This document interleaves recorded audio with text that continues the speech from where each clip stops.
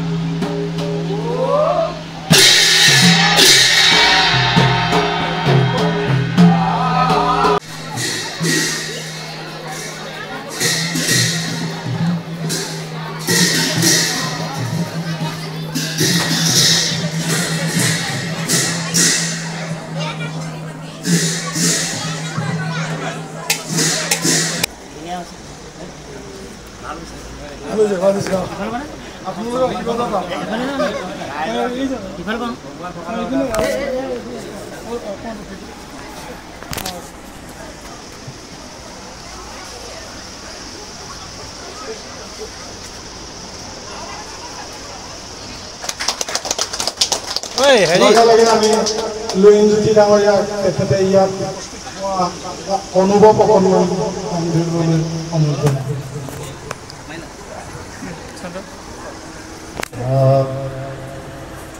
নামঘৰৰ আজি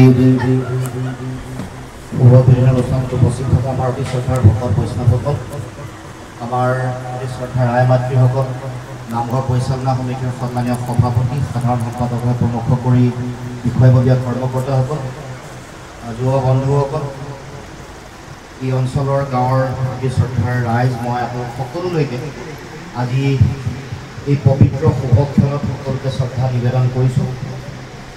ভকত বৈষ্ণৱ আই মাতৃ সকলোৰে শ্ৰীচৰণত মই শতকোটি প্ৰণিপাত জনাইছোঁ আৰু আপোনালোকৰ সকলোৰে পৰা আশীৰ্বাদ বিচাৰিছোঁ যাতে অসমৰ কাৰণে, অসমীয়া মানুহৰ কাৰণে যাতে সদায় কাম কৰিব পাৰোঁ, যুঁজি থাকিব পাৰোঁ, অসমৰ মানুহৰ ভাল ভৱিষ্যতৰ কাৰণে, সুৰক্ষিত ভৱিষ্যতৰ কাৰণে যি জাতীয় সংগ্ৰাম আছে, এই সংগ্ৰামৰ এগৰাকী জাতীয় সৈনিক হিচাপে কাম কৰি থকাৰ শক্তি মতি যাতে ভগৱন্তই প্ৰদান কৰে তাৰ কাৰণে সকলোৰে আশীৰ্বাদ বিচাৰিছোঁ। আজি এক অতি পবিত্ৰ দিনত ৰাইজে সকলোৱে সন্মিলিতভাৱে ইয়াত পবিত্ৰ মণিকূট স্থাপন কৰিলে। এই অনুষ্ঠানত আমাৰ গায়ন বায়নৰ দলেও অংশগ্ৰহণ কৰিছে, সন্মানীয় ভকত বৈষ্ণৱসকলে অংশগ্ৰহণ কৰিছে। আমি সকলোৱে জানো যে সমাজৰ মানুহৰ মাজত সমন্বয়, একতা, ভাতৃত্ববোধ ৰক্ষা কৰিবৰ কাৰণে আধ্যাত্মিকতা আৰু ধৰ্মই সদায় সমাজখনক অতি শক্তিশালী ৰূপত, সংস্কাৰিত ৰূপত জীয়াই ৰাখিছে।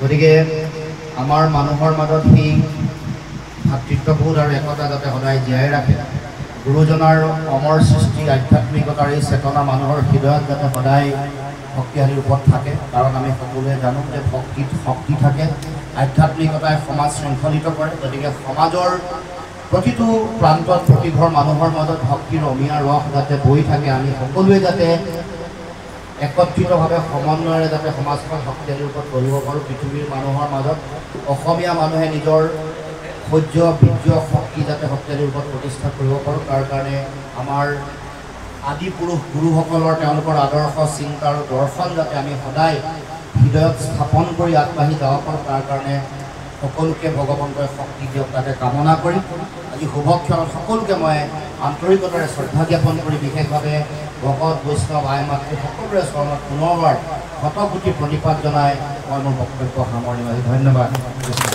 সন্মান যাচিব বিচাৰিছোঁ। তেখেতক এই সন্মান যাচিব শ্ৰীযুত অভিজিত দত্ত।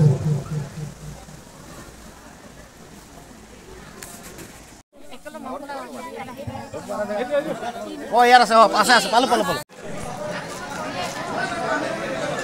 লাইনটো দিয়াৰ পিছত ৰৈ দিব লাগে, বেয়া লাগে ন, পোৱা খাবলৈ গোটেইখিনি একেবাৰে ঘূৰি যাব দিব লাগে, খাবলৈ নাপাম বুলি একদম এটা খালেই দিয়ে, সেইফালে এইখিনি খালেই চোৱা নটিফিকেশ্যন দিলে হে